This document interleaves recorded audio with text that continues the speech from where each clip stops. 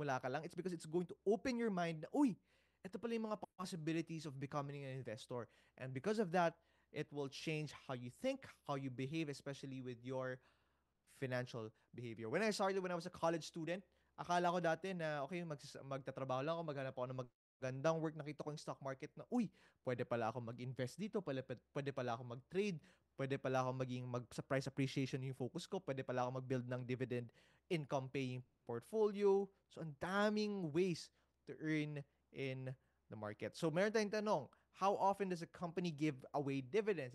It actually depends on the company. But usually, companies give at least once per quarter. Okay, so usually mga nagbibigay ng dividends talaga is yung mga utility companies like PLDT, Globe, Meralco, and of course yung REITs. Okay, so we actually have a webinar regarding dividends. So if you're interested with that, you just check the schedule, same as where you check the schedule here. Okay? So there you have it, KPLDT, 96 pesos per share. So if you have 100 shares, 100 times 96, doon mo siya makukuha. Okay? So the next one is what we call funds. All right? So it's a type of investment that pull money. So for example, ilan tayo today? We are about 300. All right? Also, thank you so much for that upcoming link from Irika. So you can check the dividend topics and different topics. 'Di ba? Guys, ito kanina sabi niyo lack of knowledge. We give out webinars for free. Okay? And dividend paying, how to understand fundamental technical analysis, right? Just check it out in our call events yan. Sa website na yan. Okay, so let's say, going back to funds, let's say we are about 300 here, di ba? So, ang funds is, for example, tigwa 1,000 pesos tayo. So, if tigwa 1,000 pesos tayo, that's already 300,000. Okay, yung 300,000 na yun yung gagamitin ni fund manager to invest. Di ba? Sabi natin dito, sir, lack of time. Wala na po akong oras para mag-invest. Nagtatrabaho po ako. Wala na akong time mag-research. Wala na akong... Pero gusto ko po mag-invest. Then usually, and this is our advice, funds might be the best for you. Why? It's because you have a fund manager working for you. Sir, paano po yung mga fees dyan? So, when you invest, usually the fees is about 1% or 0.5% to 1.5% depending on the fund. But it's already integrated to your deposits. Okay, so think about it this way. Ako guys, let me be honest with you. I've been in the markets for 9 years and I know how to invest. I know how to allocate capital. I know how to calculate my risk management, but I still invest in funds. Why? Because the key word here is what we call leverage, right? Because yes, even if I have 9 years of experience, hindi ko naman alam lahat, right? And I can't keep track of everything. So I want to leverage on the experience and on the expertise of these fund managers. So yung mindset ko is, okay, I want to invest in the stock market is because I want to make these top companies work for me. At the same time, because of funds, it makes me more accessible for the experts to also work for me. So there are two parties, the companies and the fund managers working for my money. And that's how they work together in order for me to grow my money. You see, di ba? Yung thought process natin, yung intention natin of really allocating our money matters. So, the fund is invested in different assets depending on the fund's strategy. So, dito na po papasok yung level of risk, 'di ba? Kasi stocks, bonds, and money market. So, ito po yung sinasabi ko na kahit may savings kayo, pwede nyo rin ilagay kay Call Financial. We are not a bank, but what I'm trying to say here is yes, you have savings na baka natutulog lang sa bangko, na baka pwede hindi naman siya yung pang 5 to 6 months siya ng worth of emergency savings, baka pwede nyo lang ilagay sa stocks. Sa money market or sa bonds. Okay? So that's what I mean kanina. Okay, so funds are great because number one, it's affordable and easy to access. It's convenient since you can start for as low as 500 pesos. Okay, so if you are hesitating, sir, mahirap po ako. No. Right? Because 500 pesos, di ba? Pang samgyup lang natin to eh. Okay? So there's 1 day of minimum wage. Okay? Maybe just sacrifice for yourself. Save at least 100 pesos per week and you can already start for as low as 500 pesos to participate in the market. Professionally manage. Okay? Make room for other activities in your life by tapping in industry experts because yes, it can get, taxing, researching, overwhelming. And syempre, 'di ba, may time ka. Okay, sabi mo, "Sir, medyo matanda na po ako, yung time horizon ko for investing umiikli na. I'm scared of making mistakes." And that is a valid concern. That is a valid reason. So that's the reason why you let your professionals manage it for you. So think of it na parang, 'di ba? Let's say you want to go to the gym. Okay? Pag bata ka, pag pumunta ka sa gym, medyo kahit ano gawin mo doon, lalaking katawan mo eh, 'di ba? Kahit mali yung form mo mag push-ups, it's not good, but it's doable. Right? But if you're getting older and you go to the gym, you need to hire a professional trainer. Bakit? Kasi pag nagkamali ka ng form, pwede ka ma-injure. That's the same when it comes to investing. Okay, so that's the potential here. So exposure to different assets and strategies. Think of it. Look at this, guys.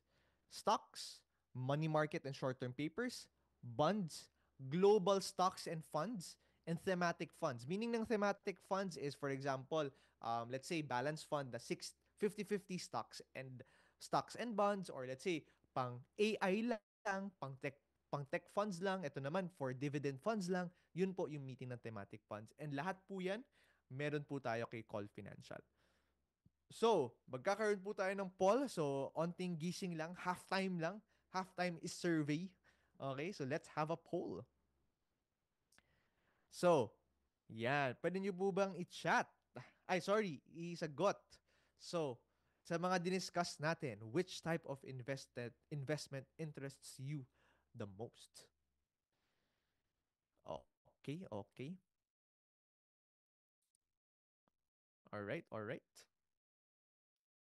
So we have already 60% of participants participated. Yung iba po, no? So kung nag-iisa po kayo, let me read it for you.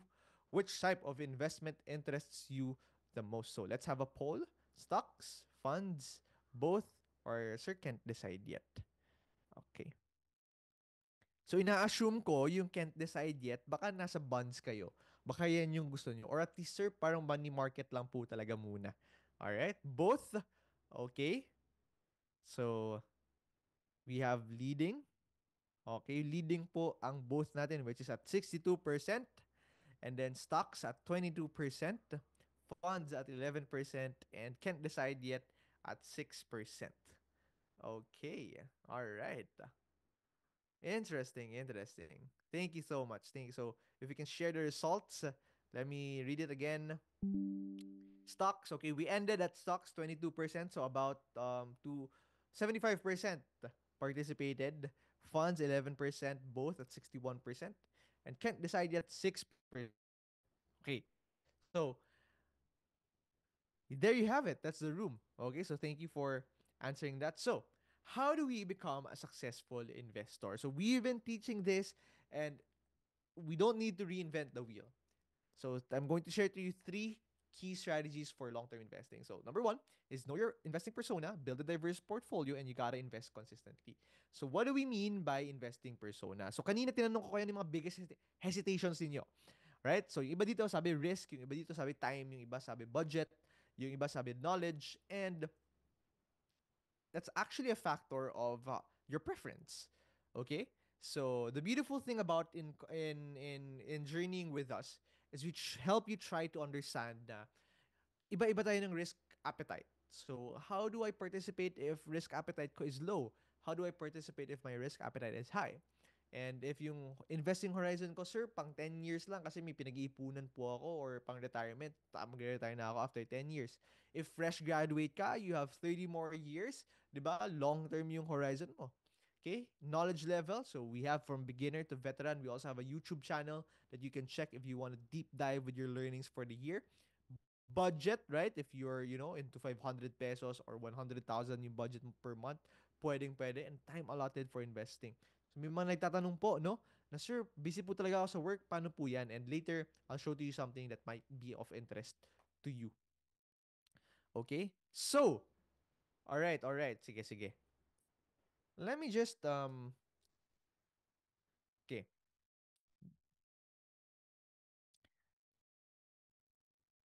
We have over here 1, 2, 3, 4, 5, 6, 7. Ano po yung number na pinaka-goal nyo for this year? Na yes, Okay, di ba? Yes, we have this goal for the year na I want to start my investing journey. But sometimes there's a why. That's yung ano yung why natin, and that why is the reason why yun yung goal natin for this year. So, ano sa inyo? 1, 2, 3, 4, 5, 6, 7. Okay? Kasi investing is the how eh. Right? And so what's your why of you investing? Can you share? One, for passive income. Two, save for a gift. Three, prepare for retirement. Four, kids education. Five, build my emergency fund. Six, grow idle cash. And seven, prepare for big purchases.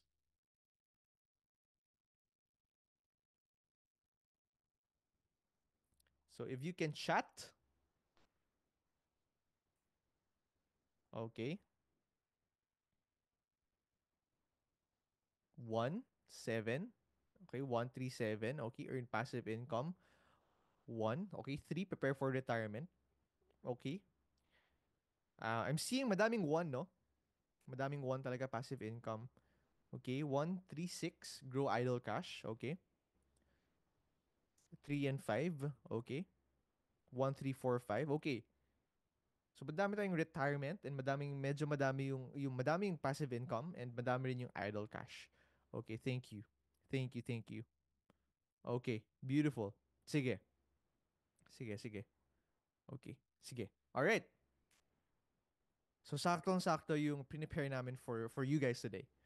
Okay? So, if you're thinking, sir, ano ba, stocks ba ako or mag-funds? Kasi both talaga eh. Actually, guys, yung sagot dyan is you can own both in your stock market account with Call Financial. Now, you can have stocks and you can have funds.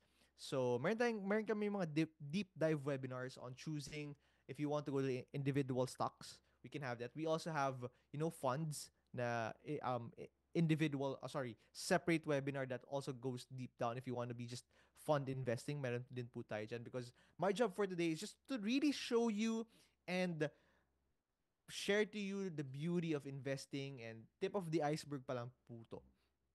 Okay? So, there you have it. Okay? So, madami pong kasing factors.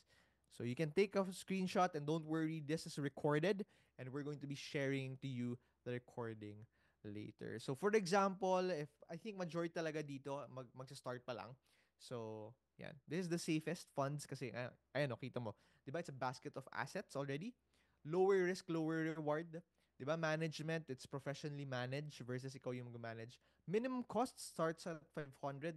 Meaning po ng depending on board lot kasi po meaning po ng board lot, it's like a board lot is basically the minimum number of shares that you need to buy for that specific stock.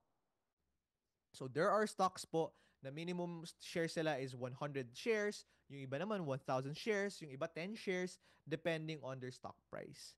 So yun po yun. But in funds, whether you want to be invested in expensive stocks, such as let's say, expensive I mean of in terms of like yung price niya, okay, like big number siya for let's say for example 500 pesos per share or 1,000 pesos per share ganon.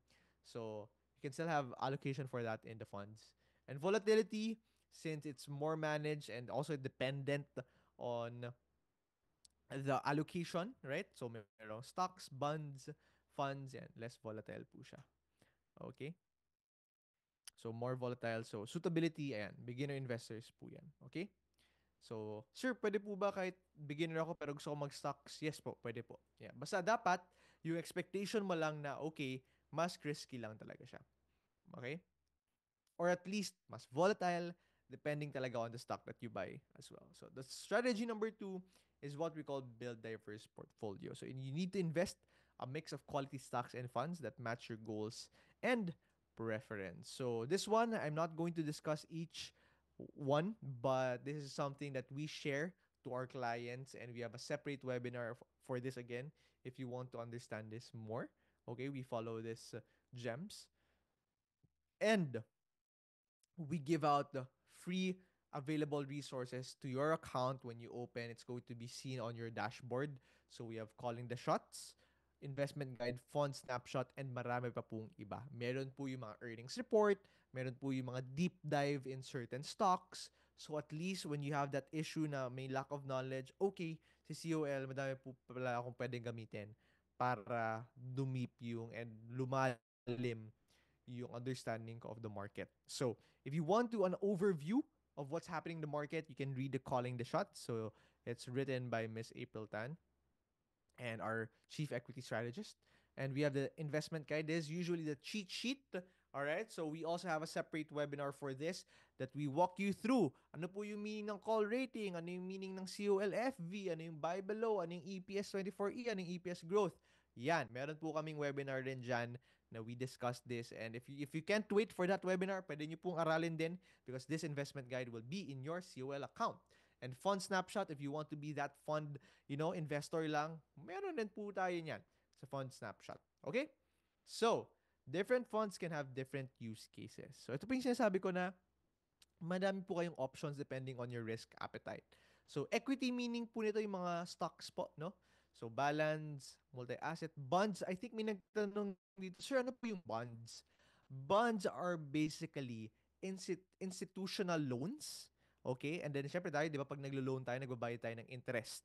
And yung interest na yon instead na binabayad sa bangko, if bond po siya, yung interest na yon is basically paid to the investor. It's paid to the people.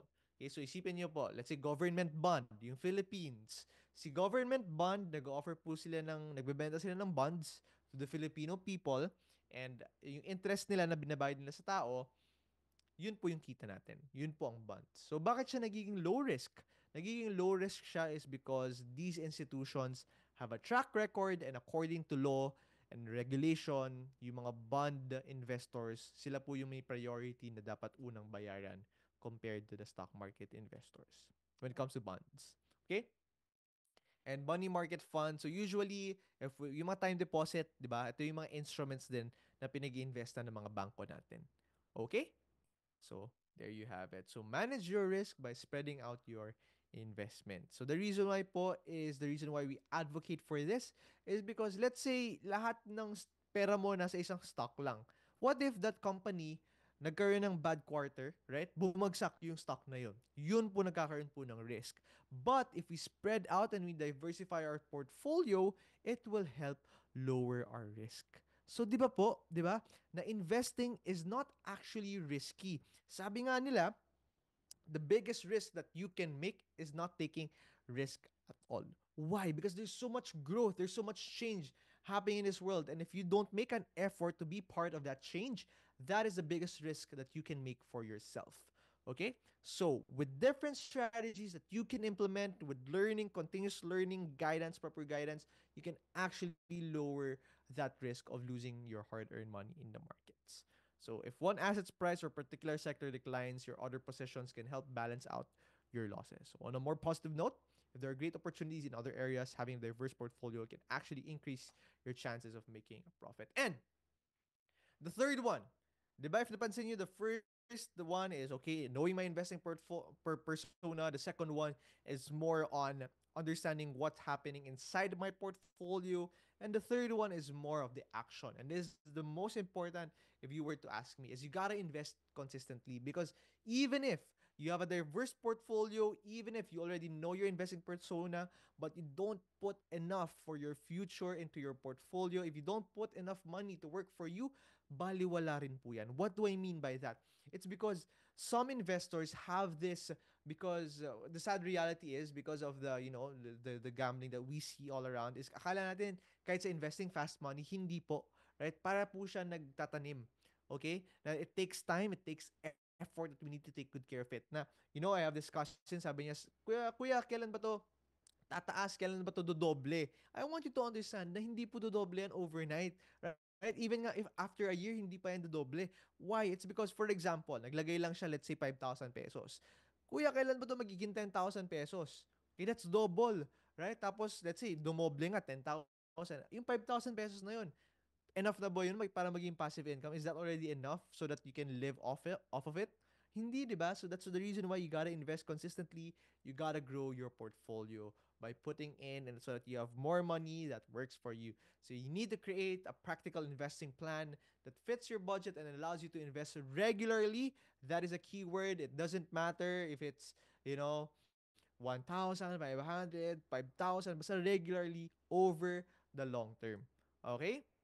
So it's what we call peso cost averaging. So we also have a tool that can help you do that. So what is peso cost averaging? It's basically investing a fixed amount of money, regular intervals over a long period of time in good quality stocks and funds. Okay, so it is a visual example of how we do that, because since we know that the market is going up, down, up, down, up, down, up, down, up, down, it's whether it's going up, whether it's going down, as long as it's good, we know that it's making money, it's a good quality company, it's a good quality fund. You continue to put money on it because over the long term, what we are accumulating is actually assets.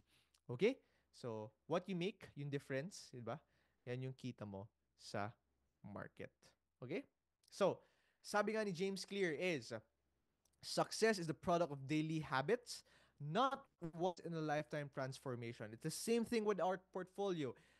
Consistency beats intensity here in the market, right? Because over time, and because of that time, that also spreads out your risk in the market, di ba? Here's a good example. Okay? So, there you have it. You gotta break big habits down. So, if you think na natatakot ka na gusto mo ng 1 million portfolio, simulan mo muna. Natin ko 1,000 pesos, tapos 10,000, 100,000, until you achieve your goal. Because again, financial literacy, what we're talking about here is not enough. If you don't open an account, if you don't place your first deposit, if you don't buy your first stock or buy your first fund, bali wala po tong webinar na to. So if I have a request, is please take action whatever it is. If for example hindi ka pa ready mag-open an account or whatever, gusto mo pa mag-attend ng webinar, maybe that will be your next step. But it's important you have skin in the game and you really feel what is it like to be an investor by opening an account, funding your account, and then purchasing your first investment. So, madami po kasi sa amin na nag-open an account, naglagay ng pera, tapos akala nila automatic na nag-i-invest yung COL para sa kanila. Hindi po. Right? You need to purchase your first investment. Okay? So, this is what I'm saying sa inyo na meron tayong way for automating it. So, it's called the EIP. Yan. So, Easy Investment Program, one-time setup, auto email reminders, it's convenient and transparent. So, just in case you want na parang gusto mo lang mag-deposit tapos automatic na siya mag-invest for you, we can set this up for you. It's actually in your dashboard. Okay? So yan, 'di ba? Kasi hindi tayo traders. So that's the reason why we go for long term. Okay? So this is what we want for our portfolio is what we call the power of compounding, 'di ba? So the market is growing about 7 to 8% per year in the Philippines, and inflation is about 4 to 5%. So kumikita ka pa, wala pa yung dividends diyan. So kikita ka pa talaga. Okay? So if yung 50k mo in-invest mo after 30 years, so 9 times your money. So the reason why the longer the time horizon is for investing, the better. Okay? So a longer time frame helps you lower your risk. Ayan po, 'di ba? So as you can see, si Globe, 'di ba napansin nyo, from 750 no 2008 crash all the way up to 2,000 pesos. Si Meralco naman, 'di ba? Also went down for as low as 240, ngayon 480 na. Okay, so bag lang po 'yan. So ayan, 'di ba? 400 pesos, 480 pesos na. Okay? So, wala pa yung dividends yan. So, on top of the dividends, kumita ka pa. Okay? So, sir, okay, sir, medyo parang madami yung diniscuss mo. Okay. Sige, we will make it simpler for you. Is there a way to make things easier? Yes, there is. So, you want, okay. So, we're already here. Okay, so I know naman na you will still have your hesitations. So, again, 1, 2, 3. Alin po dito yung pinaka nakaka-relate pa rin kayo? Is it one? You still don't feel confident? Is it two? Wala, sir, wala talaga. Kahit ang dami niyo, kahit turuan niyo po talaga ako, sir, wala po talaga akong oras. Okay? So, okay, alright. So, one, I think, for a lot of people, hula lang. How about yung iba? Come on, guys! I know that yung energy nyo kanina na nag-Happy New Year or nagsisink in pa rin yung ano nyo. Nagsisink in pa rin yung mga diniscuss natin. Right? Two? Okay, okay. O yan. At least nagiging 2, 3 na. 3, 4 students. Okay. Okay, okay, okay. Sige. All right. Okay, sige. And let me show to you this one. So, we have a solution, right? So, after 25 years, COL, Call Financial has been here for 25 years. And this actually started the latter part of 2023, right? This is what we call the COL Strategic Growth Fund. So, it's a hassle-free investing. Why? Because it's managed by COL experts with flexible asset allocation. Anong meaning ng flexible asset allocation? It can have stocks, it can have bonds, it can have money market that the COL experts will allocate for you. Sila na po yung magmamanage. For as low as 500 pesos. Let me repeat, for as low as 500 pesos. You know, when I started, yung minimum amount of o- yung minimum amount of open an account right now is 1,000 pesos. But when I first started, yung minimum ata nun 10,000 pesos pa. Tapos wala pang funds nun, stocks pa yung kailangan kong bilhin. So may board lot, right? Dito, you open an account for 1,000 pesos, then you can start investing for as low as 500 pesos already. And if you want to be more consistent, 'di ba?